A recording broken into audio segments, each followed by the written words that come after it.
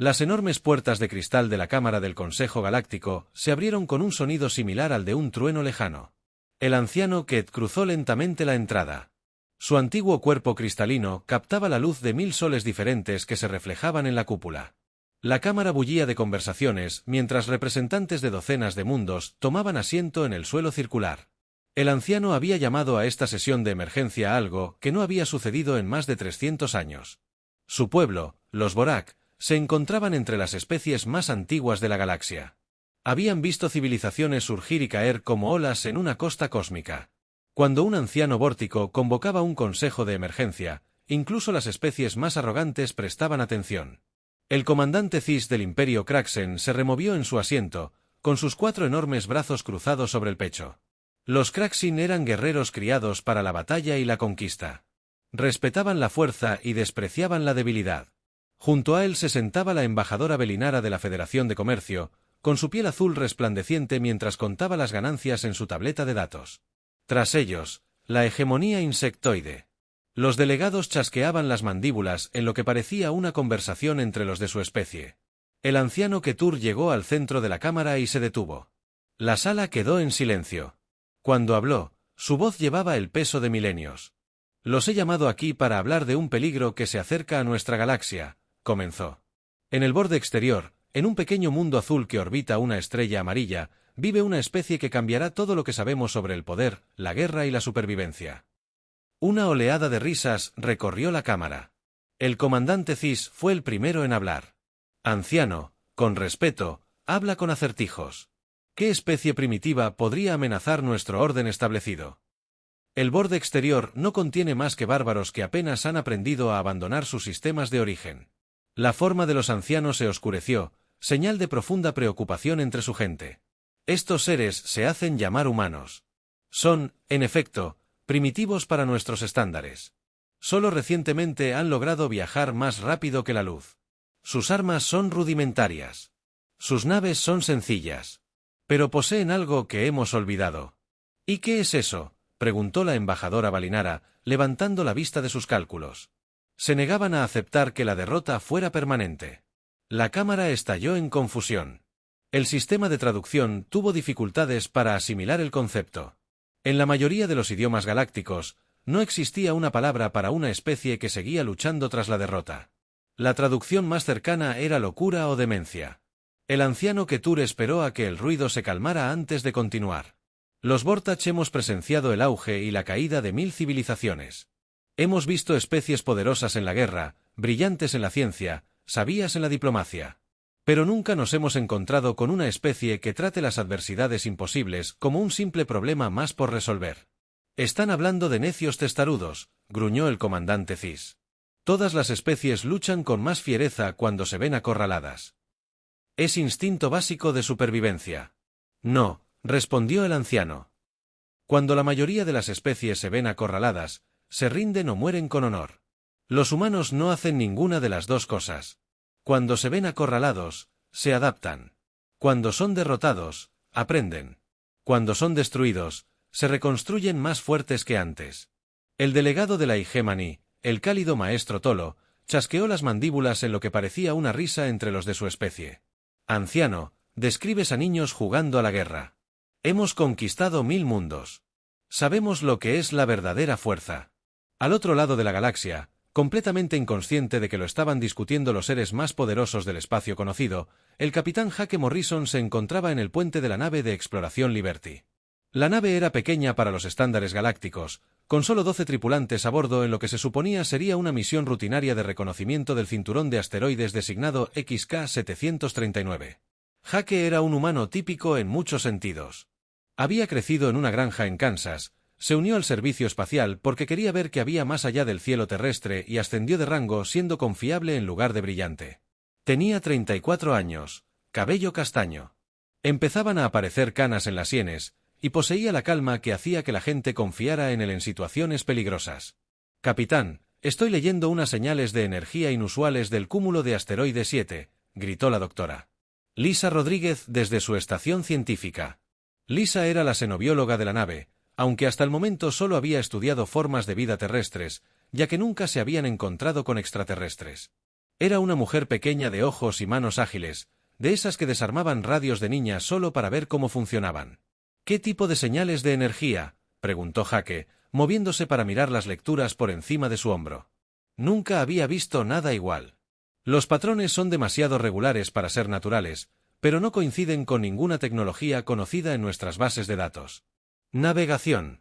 El oficial Ryan Cooper levantó la vista de su puesto. Ryan era joven, apenas tenía 25 años, pero tenía los mejores instintos para navegación extradimensional que Jake jamás había visto. Capitán, ¿debería ajustar nuestro rumbo para investigar? Jake consideró las opciones. Su misión era catalogar depósitos minerales para las corporaciones mineras, no buscar misteriosas lecturas de energía. Pero las órdenes permanentes del comando terrestre eran claras. Cualquier indicio de tecnología desconocida debía ser investigado de inmediato. Lévanos, Ryan. Despacio y con calma. Lo que Jake Morrison no sabía era que su nave había sido detectada por sensores vorticos de largo alcance hacía horas. Lo que no sabía era que 3 civilizaciones alienígenas diferentes rastreaban cada uno de sus movimientos. Lo que no sabía era que estaba a punto de convertirse en el primer humano en contactar con una civilización galáctica. La Liberty se movía por el campo de asteroides como un pececillo nadando entre rocas submarinas. La nave estaba construida para la exploración, no para el combate, pero era resistente y fiable. Jake se enorgullecía de su nave y su tripulación, aunque no fueran la nave más grande ni la más avanzada de la pequeña flota terrestre. «Capitán», gritó Ryan con voz tensa, preocupado. «Detecto una enorme anomalía gravitacional formándose justo delante de nosotros.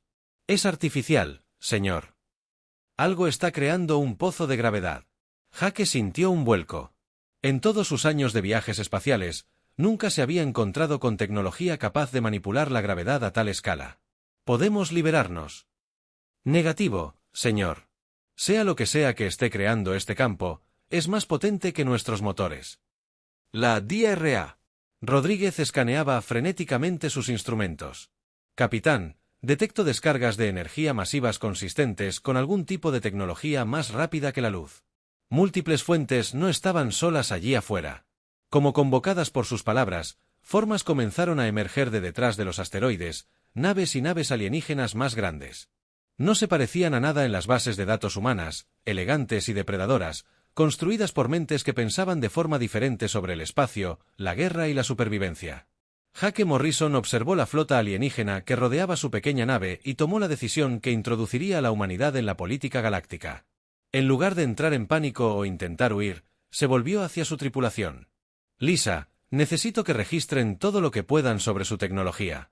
Ryan, planifiquen una ruta de escape usando el campo de asteroides como cobertura. No huimos. Elegimos nuestro terreno». A millones de kilómetros de distancia, el anciano Kae terminaba su advertencia al Consejo Galáctico. «Recuerden mis palabras», dijo el anciano, «pronto se encontrarán con estos humanos. Cuando lo hagan, recuerden que no piensan como nosotros. No luchan como nosotros, y de ninguna manera, se rendirán como nosotros. Los humanos se acercan y, cuando lleguen, todo cambiará». La cámara estalló en debates y discusiones, pero nadie escuchaba la advertencia de los ancianos. Aprenderían a lamentar ese error. El almirante Bimemer, de la 47ª Flota de Expansión de Hegemony, observó cómo la primitiva nave era arrastrada a la bahía de atraque de su nave insignia con el interés despreocupado de un depredador que observa a su presa atrapada. En sus 1000 años de servicio militar, había supervisado la subyugación de 47 especies diferentes, y el proceso siempre era el mismo. Primero venía la demostración de una fuerza abrumadora, luego el interrogatorio de liderazgo, seguido de la rendición formal y la integración a la hegemonía como fuerza de trabajo. La nave alienígena era notablemente rudimentaria para los estándares galácticos. Su casco estaba hecho de simples aleaciones metálicas en lugar de los compuestos avanzados utilizados por las razas civilizadas. Sus armas eran lanzadores de proyectiles primitivos y rayos de energía básicos. Lo más curioso de todo era que parecía estar propulsada por fusión nuclear controlada, una tecnología que los Hegemony habían abandonado hacía siglos en favor de la extracción de energía de punto cero. Informe. El almirante Dekmer comandaba mientras sus equipos de abordaje regresaban de la nave capturada. Subrayado. La comandante Belcara consultó su panel de datos. 12 entidades biológicas a bordo. Almirante. Formas de vida basadas en el carbono similares a varias especies conocidas, pero con características únicas. Se llaman a sí mismos humanos. Ofrecieron una resistencia significativa durante la captura, inutilizando 2 de nuestras naves de escolta antes de ser superados. El interés del almirante aumentó ligeramente. Era inusual que una especie tan primitiva dañara tantas naves, incluso las más pequeñas. Resistencia. ¿Cómo? Usaron el reactor de fusión de su nave como arma improvisada, almirante. Dispararon plasma directamente contra nuestras naves de ataque mientras, simultáneamente, usaban sus primitivas armas de proyectiles para atacar vulnerabilidades específicas del sistema que, de alguna manera, habían identificado durante el breve enfrentamiento. El almirante Moore anotó en su base de datos táctica. Los humanos eran más ingeniosos que la mayoría de las nuevas especies, pero el ingenio sin tecnología era simplemente desesperación. Llevar a su líder a la cámara de interrogatorio. Protocolo estándar. La cámara de interrogatorio estaba diseñada para intimidar. El techo se elevaba 9 metros, decorado con los símbolos de 1000 mundos conquistados. Las paredes mostraban imágenes de flotas enemigas derrotadas y arrodilladas. Líderes alienígenas aceptando el gobierno de la hegemonía. En el centro de la sala había una silla sencilla rodeada de equipos de escaneo y campos de contención. El capitán Jake Morrison fue escoltado a la cámara por 4 guardias de la hegemonía, cada uno del doble de su tamaño y armados con armas capaces de vaporizar a un humano de un solo disparo. El campo de contención se activó en cuanto se sentó, manteniéndolo inmóvil pero permitiéndole hablar. El almirante Bemore entró en la cámara con el paso seguro de quien había realizado este mismo interrogatorio cientos de veces. El humano parecía pequeño y frágil comparado con el enorme alienígena, pero la mirada de Jake permaneció firme y alerta mientras estudiaba a su captor. «Soy el almirante Bemore de la 47ª Flota de Expansión de la Hegemonía», comenzó el alienígena, sus palabras traducidas por el Sistema de Comunicación Universal. «Nos proporcionarás la ubicación de tu mundo natal y entregarás tu especie al gobierno de la hegemonía. Si cumples, recibirás un trato favorable para tu pueblo. Si te resistes, su completa destrucción». Jake Morrison miró al alienígena de 2,4 metros de altura, con su caparazón blindado y múltiples brazos, y le dio una respuesta que al traductor le costó procesar. Te daré un consejo gratis. Probablemente deberías dejarnos ir ahora, que esto sigue siendo un malentendido en lugar de una guerra. El traductor del almirante intentó varias veces traducir el concepto antes de decidirse por algo que, más o menos, significaba locura y coraje en el lenguaje de la hegemonía. Ninguna especie en la historia galáctica registrada había amenazado jamás a una fuerza superior mientras estaba prisionera. No comprendes tu situación, humano. Tus naves primitivas no son rival para la tecnología de la hegemonía. Tu mundo está indefenso contra nuestras flotas. No tienes aliados, ni armas avanzadas, ni ventajas estratégicas de ningún tipo. La respuesta de Jake fue pronunciada con el tono tranquilo de quien habla del tiempo. Almirante, estás haciendo algunas suposiciones que podrían meterte en problemas. Primero, estás asumiendo que estamos solos aquí. En segundo lugar, asumen que nuestra tecnología es tan primitiva como parece. En tercer lugar, asumen que libramos guerras como ustedes. Mientras tanto, en otra parte de la nave, la doctora Lisa Rodríguez aprovechaba al máximo su formación científica. La hegemonía había cometido el error de alojar juntos a los prisioneros humanos, asumiendo que su especie primitiva carecía de la sofisticación necesaria para intentos de escape coordinados. No habían tenido en cuenta que los humanos habían estado escapando de diversas formas de cautiverio a lo largo de toda su historia evolutiva. Pero Lisa estaba usando su tiempo de detención para estudiar a sus captores con el mismo enfoque sistemático. Antes estudiaba formas de vida extraterrestres, solo que ahora eran reales y extremadamente hostiles. Observó que los guardias de la hegemonía seguían horarios de patrullaje rígidos sin variación. Observó que sus trajes ambientales tenían respiraderos de refrigeración cerca de las articulaciones que podrían ser vulnerables a interrupciones. Y lo más importante, se dio cuenta de que los extraterrestres nunca se habían encontrado con una especie que considerara el encarcelamiento como una forma más de investigación científica. El jefe de seguridad Danny Walsh era un exingeniero militar que se había unido al servicio espacial porque quería ver nuevos mundos. Lo que veía ahora era un ejemplo perfecto de tecnología demasiado confiada. Los numerosos sistemas de contención estaban diseñados para contener especies que entraban en pánico al ser capturadas o aceptaban su destino con resignación. No estaban diseñados para contener a alguien que había pasado años aprendiendo a escapar de diversos tipos de contenciones como parte de su entrenamiento militar. Danny había estado trabajando en sus ataduras discretamente durante las últimas 2 horas utilizando una técnica que consistía en forzar sistemáticamente los generadores del campo de contención hasta que desarrollaron microfracturas. Era un trabajo lento, pero tenía mucho tiempo y una gran motivación para tener éxito en la navegación. El oficial Ryan Cooper contribuía a la huida memorizando la distribución de la nave. Cada vez que un guardia pasaba por su celda, Ryan anotaba la dirección de la que venían y a la que regresaban.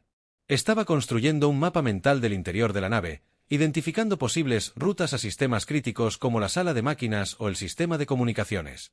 El miembro más joven de la tripulación estaba demostrando ser tan ingenioso como sus colegas mayores. Ryan se había dado cuenta de que los sistemas de navegación de la nave Hegemony funcionaban con principios similares a la tecnología terrestre, solo que más avanzados.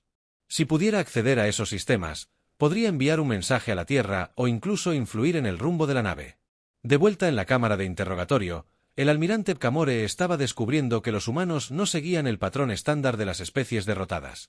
La mayoría de los prisioneros pedían clemencia o proferían amenazas feudales. Este humano estaba haciendo algo sin precedentes. Intentaba educar a su captor. Almirante, su gente obviamente ha tenido éxito usando las mismas tácticas durante mucho tiempo. Jake continuó, demuestra. Se presentan con una fuerza abrumadora, exigen la rendición, y la mayoría de las especies obedecen porque la resistencia parece inútil. Pero los humanos tenemos esta peculiaridad. Solemos ver las situaciones desesperadas como acertijos por resolver, en lugar de destinos que aceptar. El almirante decidió demostrar por qué la resistencia era feudal. Activó una pantalla holográfica que mostraba el poderío militar de la Hegemony. Miles de naves de guerra, mundos conquistados, poblaciones esclavizadas que se cuentan por miles de millones. Jake estudió la pantalla con genuino interés. Impresionante. Has construido un imperio impresionante, pero noté algo interesante en tus formaciones tácticas. Usas las mismas configuraciones de batalla que funcionaron contra enemigos anteriores. Eso sugiere que luchas contra especies que piensan en la guerra de la misma manera que tú, y los humanos piensan diferente, preguntó el almirante, a pesar de sentir curiosidad por la perspectiva de este extraño prisionero. Almirante, los humanos han estado librando guerras entre sí durante miles de años. Hemos aprendido que la mejor manera de derrotar a una fuerza superior es negarse a luchar en sus términos. Lo llamamos guerra asimétrica, y nos hemos vuelto muy buenos en ello. En ese momento, los sistemas de alarma de la nave comenzaron a sonar.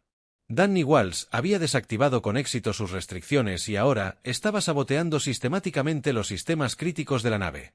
Lisa Rodríguez estaba cargando un virus informático en la base de datos de la Hegemonía utilizando técnicas que los hackers terrestres habían perfeccionado décadas atrás. Ryan Cooper había accedido al sistema de navegación y estaba transmitiendo su ubicación a cualquier nave terrestre en la zona. El almirante miró a su prisionero en estado de shock mientras los informes sobre los humanos que andaban sueltos por su nave insignia inundaban la sala. En 1000 años de conquista, ninguna especie había escapado jamás de los centros de detención de la Hegemonía. Jake Morrison sonrió. Intenté advertirle, almirante. Es muy difícil mantener a los humanos enjaulados. 6 meses después del incidente de Liberty, la sesión de emergencia del Consejo Galáctico fue única en la historia registrada. Representantes de docenas de especies permanecieron sentados en un silencio atónito mientras los informes llegaban de toda la galaxia. Los humanos primitivos no solo habían sobrevivido al primer contacto con la hegemonía, sino que, de alguna manera, habían convertido una guerra defensiva en algo que desafiaba toda comprensión de la política galáctica. El estratega supremo Belcar, de la Hegemony, se presentó ante la asamblea, con el orgullo herido y la confianza destrozada. Los humanos han repelido 3 flotas de invasión distintas, informó, con la voz tensa y una furia apenas controlada. Cada vez que emplean tácticas que violan todos los principios de la guerra civilizada, se niegan a enfrentarse directamente a nuestras fuerzas. En cambio, atacan las líneas de suministro, las redes de comunicación y la infraestructura civil. El comandante CIS del Imperio Kraxen se inclinó hacia adelante en su asiento. Sin duda, los seres primitivos no pueden oponerse a la tecnología de la hegemonía indefinidamente. Envíen más naves, abrácenlos en número. Ya lo intentamos, respondió Belcar apretando los dientes. Los humanos capturaron nuestras naves, y de alguna manera, revirtieron nuestra tecnología. Sus nuevas naves incorporan principios de diseño de hegemonía, pero con modificaciones que, de hecho, mejoran nuestras especificaciones originales. Debería ser imposible. La forma cristalina del anciano, que latía con el ritmo lento que indicaba una profunda reflexión. Entre su gente, aún no comprenden a qué se enfrentan. Los humanos no piensan como conquistadores. Piensan como supervivientes. Cada batalla que ganan les enseña a combatirlos mejor. Cada derrota los fortalece. La evidencia que respaldaba la advertencia de los ancianos era innegable. Aunque la mayoría de los miembros del Consejo se negaron a aceptar sus implicaciones. La general Amanda Brooks, recién nombrada jefa del Comando de Defensa Unificado de la Tierra, había logrado algo que violaba todos los principios de la Guerra Galáctica. Había convertido la guerra defensiva de la humanidad en una campaña de reclutamiento. La general Brooks se encontraba en el centro de mando de la estación orbital Defiance, estudiando las pantallas tácticas que mostraban el estado actual del conflicto. Amanda era una oficial militar de carrera que se había ganado su rango por su competencia, no por la política. Tenía 42 años, cabello gris acero y una presencia firme que hacía que la gente confiara en su juicio en situaciones de crisis. Le pidió a su oficial de inteligencia que le enviara un informe sobre la situación de Kepler 442b. La mayor Curren Price consultó su tableta de datos. La rebelión Zindari avanza antes de lo previsto. Los asesores del comandante general Harris les han ayudado no solo a derrocar a sus supervisores de la hegemonía, sino también a establecer lo que llaman un consejo democrático para el gobierno planetario. El concepto de representación individual se está extendiendo a otros mundos clientes de la hegemonía. Amanda asintió con satisfacción. La operación Kepler 442b había sido una prueba de una nueva estrategia radical. En lugar de simplemente luchar contra las fuerzas militares de la hegemonía, habían introducido a las poblaciones alienígenas esclavizadas a conceptos que la mayoría de las civilizaciones galácticas nunca habían imaginado. Individual. Derechos, gobierno representativo y la idea de que todo ser sensiente merece la libertad de elegir su propio destino. El comandante Paul Harris se había ofrecido como voluntario para liderar la misión a Kepler 442b, sabiendo que podría ser un viaje sin retorno. Paul era un exprofesor que se había unido al ejército cuando la amenaza alienígena se hizo evidente. Comprendía que ganar una guerra no se trataba solo de destruir a las fuerzas enemigas, sino de cambiar la forma en que la gente concebía el poder y la libertad. Los Zindari eran una especie pacífica que había sido esclavizada por la hegemonía durante más de 60 años. Habían aceptado su destino con la resignación que caracterizó a la mayoría de los pueblos conquistados a lo largo de la historia galáctica. Pero Paul y su equipo de asesores humanos les habían presentado ideas que demostraron ser más poderosas que cualquier arma. Toda persona tiene valor. Paul había explicado al Consejo Zindari a través de su traductor. Todo individuo tiene derecho a tomar decisiones sobre su propia vida. Nadie debería ser obligado a servir a otros en contra de su voluntad. Los conceptos eran tan ajenos al pensamiento galáctico que el idioma Zindari carecía de palabras para expresarlos. Pero una vez que las ideas arraigaron, se extendieron como la pólvora. En cuestión de semanas, los Zindari no solo habían derrocado a sus supervisores, sino que también habían comenzado a enseñar estos conceptos revolucionarios a otras especies esclavizadas en mundos cercanos. La respuesta de los Igemani fue rápida y brutal. El maestro Tolar, comandante militar de su arsenal, recibió el mando de la flota diezmadora con órdenes de acabar con la amenaza humana de forma permanente. Keville pertenecía a una especie que había evolucionado a partir de depredadores ápice. Su gente solo conocía la dominación y la sumisión, la victoria y la derrota. El concepto de un enemigo que se fortalecía al perder batallas estaba más allá de su comprensión, lo que lo hacía extremadamente peligroso. Les mostraré a estos humanos cómo es la verdadera guerra, declaró Keville mientras su flota se preparaba para partir hacia el espacio terrestre. Demostraré a la galaxia lo que le sucede a las especies que desafían el orden natural. La DRA. Elizabeth Foster, ahora la principal estratega sinológica de la Tierra, estudió la flota diezmadora que se aproximaba desde su posición a bordo de la nave de Mandor S-Luschen. Elizabeth había sido profesora de antropología antes del inicio de la guerra, especializándose en cómo las diferentes culturas desarrollaban conceptos de liderazgo y organización social. Ahora, aplicaba esas mismas habilidades analíticas para comprender las tácticas militares alienígenas. Utilizan la misma formación que han empleado durante los últimos 500 años. Informó al general Brooks mediante comunicación segura. 3 oleadas de naves de asalto pesadas, seguidas de fuerzas de ocupación con naves de mando posicionadas para máxima protección. Es una formación diseñada para abrumar mediante una potencia de fuego superior y una ventaja tecnológica. ¿Recomendaciones?, preguntó el general Brooks. Esperan que nos enfrentemos a ellos en la formación de batalla tradicional y luchemos por el control de posiciones estratégicas clave. En cambio, recomiendo que hagamos algo que nunca han visto antes, que es... Elizabeth sonrió con la confianza de quien ha pasado años estudiando cómo cambian las sociedades al introducirse en nuevas ideas. Les ofrecemos la oportunidad de rendirse. La sugerencia les pareció una locura a la mayoría de los oficiales militares que escuchaban la conversación. La flota diezmadora constaba de 800 naves de guerra, cada una capaz de destruir ciudades. La flota humana contaba con solo 47 naves. La mayoría eran naves civiles reconvertidas con armas improvisadas. Pero Elizabeth comprendió algo que los alienígenas jamás habían experimentado. La guerra humana había evolucionado más allá del simple dominio y la sumisión. Los humanos habían aprendido a luchar no solo por territorio o recursos, sino por ideas y principios que pudieran inspirar a otros a unirse a su causa. No solo luchamos contra la hegemonía, explicó a los comandantes reunidos. Luchamos contra la idea de que algunos seres nacen para gobernar y otros para servir.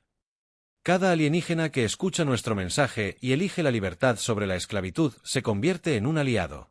Cada nave que se une a nuestra causa nos fortalece. La estrategia requería una sincronización perfecta y una ejecución impecable. Mientras la flota diezmadora se acercaba a las defensas exteriores de la Tierra, el almirante Kevin Turner se preparó para transmitir un mensaje que sacudiría los cimientos de la civilización galáctica. Este es el almirante Turner de la Flota de Defensa de la Tierra a todas las naves de la Armada que se aproxima, anunció en todas las frecuencias. Sabemos que muchos de ustedes están aquí no por elección propia, sino por conquista. Cualquier nave que desee retirarse de esta batalla podrá hacerlo libremente. Cualquier tripulación que desee desertar será bienvenida como aliada en la lucha por la libertad galáctica. La respuesta del maestro Tugville fue inmediata y predecible. Destruirlos a todos. Mostrar a la galaxia que el desafío solo conduce a la aniquilación. Pero algo sin precedentes comenzó a suceder. Las naves de toda la flota diezmadora comenzaron a romper la formación. No para atacar, sino para solicitar asilo. Especies que habían sido conquistadas generaciones atrás repentinamente. Recordó lo que se sentía al tener una opción. La batalla que siguió reescribiría todos los libros de texto militares de la galaxia. Pero la verdadera victoria no fue una victoria con armas. Fue una victoria con palabras, ideas y la noción radical de que valía la pena luchar por la libertad. La batalla de la estación Proximus sería recordada como el momento en que la galaxia aprendió que la guerra podía ser algo más que la simple destrucción. El maestro tolandés, el cálido maestro tolandés, dotó a la flota más temida del espacio y Gemini, 800 naves, cada una capaz de partir planetas por la mitad. Su enemigo era un conjunto desorganizado de 47 naves humanas. La mayoría de ellas, naves civiles, convertidas apresuradamente para el combate con armas que, según los estándares galácticos, pertenecían a un museo. Según todos los parámetros de la ciencia militar conocida en la galaxia, el resultado debería haber sido una masacre. La flota diezmadora poseía una superioridad tecnológica abrumadora, ventaja numérica y siglos de experiencia en combate. Los humanos tenían coraje, desesperación e ideas que la mayoría de las especies consideraban peligrosamente descabelladas. El almirante Kevin Turner se encontraba en el puente de mando de la nave insignia Resolution, observando cómo la enorme armada alienígena se acercaba al perímetro defensivo exterior de la Tierra. Kevin era un expiloto comercial que se había ofrecido como voluntario al servicio militar al comienzo de la guerra. No tenía entrenamiento formal en tácticas de flota a gran escala, pero entendía algo que el maestro de guerra Tull. A veces, la mejor manera de ganar una batalla era cambiar el enfoque de la misma. Todas las naves mantienen la formación, pero no se enfrentan hasta mi orden directa, ordenó Kevin a través del sistema de comunicación de la flota. Recuerden, no estamos aquí para destruir naves. Estamos aquí para liberar minas. La capitana María Santos comandaba el destructor Ope, una de las pocas naves de guerra construidas específicamente para ese propósito en la flota humana. María había nacido en la colonia de Marte y había pasado su infancia escuchando historias sobre las antiguas guerras de la Tierra, donde pequeños grupos de combatientes decididos habían derrotado a ejércitos mucho más grandes mediante tácticas inteligentes y una voluntad inquebrantable. Estaba a punto de comprobar si esos mismos principios funcionaban en el combate espacial. La flota Gemini se movía con la precisión de una maquinaria militar que había conquistado docenas de mundos. El plan de batalla del maestro Tokel era simple y probado: abrumar al enemigo con potencia de fuego concentrada, destruir su estructura de mando y aceptar la inevitable rendición. Había empleado esta misma estrategia durante 40 años sin una sola derrota. Todas las naves avanzan en formación de ataque, ordenó la gente. Estos primitivos aprenderán lo que le sucede a las especies que desafían el orden natural de la galaxia. Pero cuando las dos flotas se acercaron al combate, ocurrió algo inédito en la historia galáctica. En lugar de abrir fuego, la flota humana comenzó a transmitir en todas las frecuencias en docenas de idiomas diferentes. Este es el almirante Turner a todas las tripulaciones de la flota de la hegemonía que se acerca. El mensaje comenzaba. Sabemos que muchos de ustedes sirven no por elección propia, sino por conquista. Sus propios mundos fueron destruidos o esclavizados por el mismo imperio por el que ahora luchan. Pero hoy tienen otra opción. El mensaje continuaba en idiomas que algunas tripulaciones de la hegemonía no habían oído hablar libremente durante generaciones. Zalcari, la lengua musical de una especie conquistada hace 60 años. Vortani, el habla chasqueante de una raza insectoide esclavizada un siglo atrás. Creto, el lenguaje armónico de seres cuyo mundo natal había sido despojado para alimentar la maquinaria de guerra de la hegemonía. El capitán Víctor, de la dominación del crucero pesado, escuchó la transmisión humana con emociones que no había sentido desde su infancia. Los humanos hablaban en antiguo Zelcari, usando palabras y conceptos prohibidos bajo el régimen hegemónico. Hablaban de democracia, derechos individuales y la idea radical de que cada ser tenía el derecho inherente a elegir su propio destino. Víctor era un joven oficial cuando su mundo cayó ante la hegemonía. Había visto cómo la cultura de su pueblo era sistemáticamente destruida, su lengua suprimida y sus tradiciones borradas. Durante 60 años, había servido al imperio que había asesinado su civilización, diciéndose a sí mismo que era la única forma de sobrevivir. Ahora, estos extraños humanos le ofrecían algo que jamás se había atrevido a soñar.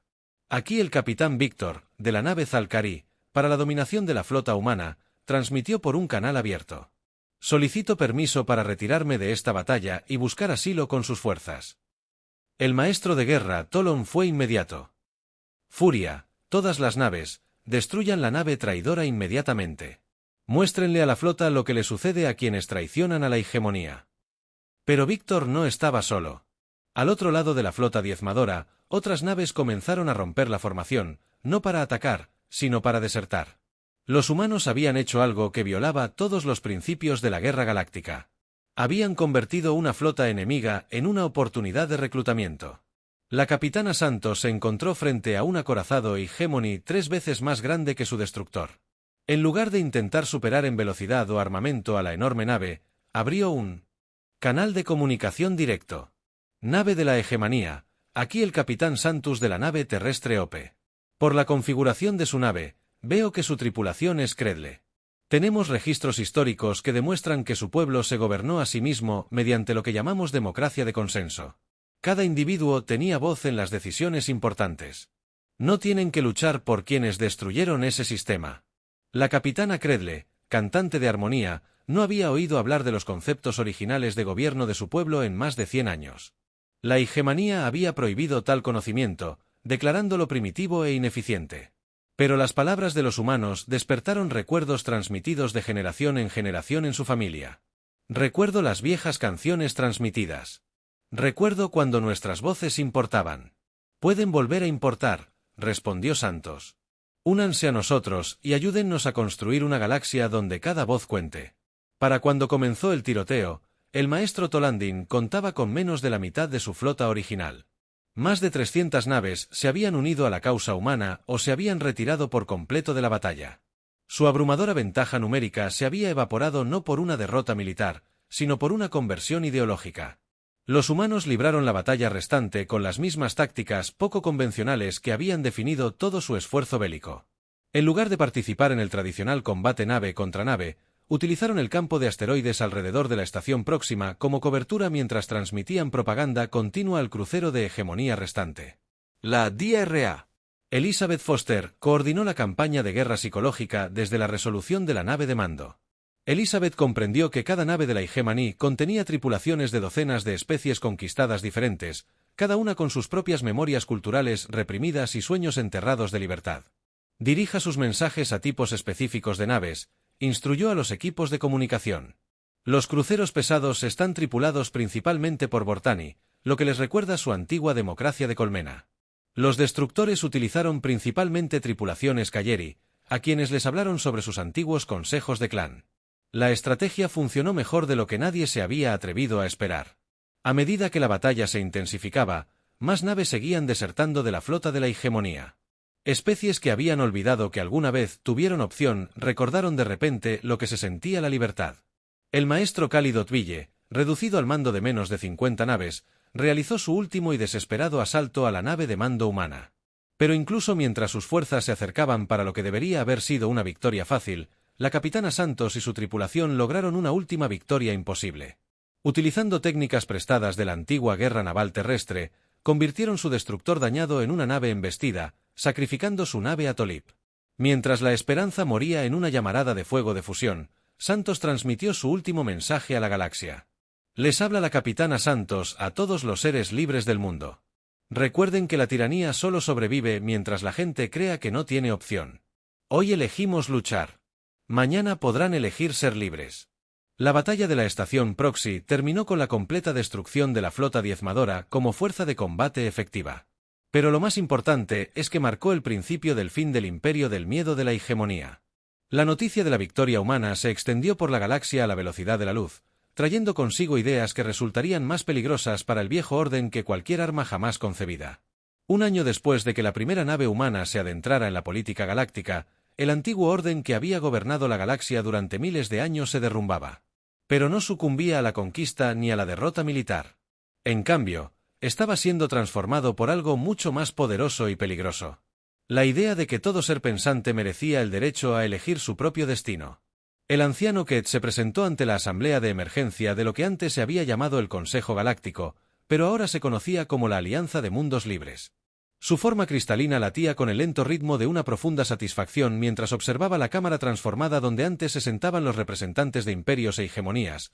Ahora reunía a delegados de docenas de especies recién liberadas, cada una gobernándose según los principios aprendidos de la humanidad. Les advertí que los humanos eran imparables. Los ancianos dijeron a los seres reunidos, creían que me refería a que eran guerreros superiores. Me refería a que eran maestros de una lección que la galaxia había olvidado. La libertad no es algo que otorgan los gobernantes, sino algo que pertenece a todo ser pensante por derecho de existencia. La evidencia de la transformación estaba por todas partes. El embajador Keelter de la República, Boran, había sido supervisor de esclavos de la hegemonía. Ahora gobernaba un mundo donde cada ciudadano tenía voz en las decisiones de su sociedad. El comandante Cis, del antiguo imperio Kraxen, se sentó junto a los delegados de la coalición democrática craxoniana, un gobierno que se formó cuando la mitad de su especie guerrera decidió que luchar por la conquista era menos honorable que luchando por la libertad. La coronel Jennifer Ayes, ahora representante diplomática de alto rango de la humanidad, observaba los procedimientos con silencioso asombro. Jennifer había sido oficial de logística militar antes de la guerra, responsable de asegurar que los suministros llegaran a los lugares correctos en el momento oportuno. Ahora ayudaba a coordinar la transformación pacífica de la civilización galáctica. Hace 6 meses, había 12 grandes imperios que controlaban la mayor parte del espacio conocido, informó a la asamblea. Hoy, hay más de 200 mundos independientes que se han declarado democracias libres. El ritmo de la transformación se está acelerando. Las cifras contaban una historia que desafiaba todas las predicciones de los historiadores galácticos. Especies que habían sido esclavizadas durante siglos no solo estaban logrando la independencia, sino que lo hacían sin las guerras masivas y la devastación que solían acompañar la caída de los imperios. En cambio, estaban aprendiendo a gobernarse a sí mismas utilizando principios que los humanos habían perfeccionado durante siglos de lucha. La DRA. Lisa Rodríguez, quien ahora dirige el Instituto Galáctico para el Intercambio Cultural, había pasado el último año documentando cómo las ideas humanas se propagaban de un mundo a otro. Su investigación demostró que una vez que una población conocía conceptos como los derechos individuales y el gobierno representativo, esas ideas se volvían incontenibles. Lo interesante es que no estamos imponiendo nuestro sistema a nadie. Lisa explicó esto a un grupo de cenoziólogos de toda la galaxia. Simplemente les mostramos que existen alternativas. Cada especie adapta estos conceptos a su propia cultura y biología, creando formas de gobierno que jamás imaginamos. Los consejos acuáticos del mundo acuático Kepler 62F gobiernan mediante resonancia armónica, y cada ciudadano aporta su voz a las decisiones mediante complejas canciones submarinas. Las democracias de colmena de los insectoides cefrianos elegían a sus reinas mediante voto popular y limitaban sus mandatos. Las comunas cristalinas de los litoides basados en silicio tomaban decisiones a través de redes de conciencia compartida que garantizaban que cada perspectiva individual fuera escuchada y considerada. Pero quizás la transformación más dramática se estaba produciendo entre los antiguos ejecutores del antiguo orden. El capitán Víctor, quien había desertado durante la batalla de la estación próxima, ahora comandaba una tripulación mixta de humanos y Zalcarí a bordo de la nave Nuevo Amanecer, trabajando para liberar mundos que aún estaban bajo el control de la Hiedra. No conquistamos, explicó Víctor, a las especies recién contactadas. No imponemos nuestra voluntad a los demás. Simplemente ofrecemos información y opciones. Cada mundo, cada pueblo, cada individuo debe decidir por sí mismo qué significa la libertad para él. Los antiguos poderes luchaban por comprender qué estaba sucediendo con su orden cuidadosamente mantenido. Algunos, como el Consorcio Meridiano, centrado en el comercio, intentaron negociar con la creciente ola de liberación. Descubrieron que los pueblos libres eran, en realidad, mejores socios comerciales que los esclavizados, ya que podían elegir qué comprar y vender en lugar de verse obligados a aceptar las condiciones que dictaran sus amos. Otros, como los remanentes de la hegemonía, se retiraron a sistemas fortificados y se prepararon para lo que consideraban la batalla final contra el caos y el desorden. No comprendieron que la revolución que se extendía por la galaxia no era militar, sino filosófica, y que no podía detenerse con armas ni muros. El ingeniero jefe Robert Chon recibió una transmisión que ilustraba a la perfección cómo estaba cambiando la galaxia. Robert estaba a bordo de la nave de exploración Discovery, investigando informes sobre una civilización no contactada en el sector de aproximación de Andrómeda. Nave humana. Este es el trabajo de la unidad 247 Alpha, solicitando instrucción. Llegó el mensaje de un campo de trabajo de Hegemaní al otro lado de la galaxia. Hemos oído hablar de este concepto llamado libertad. No lo entendemos, pero deseamos aprender. La respuesta de Robert, transmitida a través de miles de años luz de espacio, llevaba consigo el poder de remodelar mundos. Primera lección: no trabajas en la unidad 247 Alpha. Eres una persona con un nombre y tienes derecho a elegir qué sucederá en tu vida. ¿Cuál te gustaría que fuera ese nombre? Para cuando los antiguos esclavos organizaron su liberación y establecieron su propio gobierno, enseñaban los mismos principios a otras poblaciones oprimidas. La idea de la libertad, una vez introducida, se extendió como una reacción en cadena por toda la galaxia. La antigua advertencia del anciano, que resultó profética de maneras que ni siquiera él había previsto. Los humanos eran, en efecto, imparables, pero no porque no pudieran ser derrotados en batalla. Eran imparables porque llevaban consigo una idea que, una vez compartida, jamás podría ser completamente destruida. El concepto de que todo ser pensante poseía dignidad y valor inherentes, que nadie debía ser obligado a vivir según los de otros, bueno, que cada individuo merecía el derecho a buscar su propia felicidad y realización. Estas ideas transformaron todo lo que. Al finalizar el primer año de la nueva era galáctica, la humanidad se encontró en la extraña posición de ser simultáneamente la fuerza más influyente y la menos controladora del espacio conocido. Carecían de imperio, no reclamaban territorios conquistados, no exigían tributo ni sumisión. En cambio, se habían convertido en maestros y amigos de innumerables especies que descubrían lo que significaba ser libre. La DRA. Elizabeth Foster, ya mayor pero aún perspicaz, resumió la transformación en su informe final al comando de la Tierra. Nos propusimos defender nuestro mundo de la conquista alienígena. En cambio, terminamos liberando una galaxia de la idea de que la conquista era natural o inevitable. El anciano tenía razón. Somos imparables, pero no porque seamos mejores luchadores. Somos imparables porque nos negamos a aceptar que alguien deba vivir sin esperanza. A lo largo de la galaxia, en miles de mundos, seres que nunca imaginaron tener una opción estaban aprendiendo a soñar con futuros mejores. El antiguo orden de dominio y sumisión estaba llegando a su fin, reemplazado por algo sin precedentes en la historia galáctica, una civilización basada en la cooperación, el respeto mutuo y la idea radical de que la libertad era un derecho inalienable de todo ser pensante del universo. Los ancianos les habían advertido que los humanos eran imparables. Nadie los había escuchado. Ahora era demasiado tarde para detener lo que la humanidad había comenzado y la galaxia nunca volvería a ser la misma.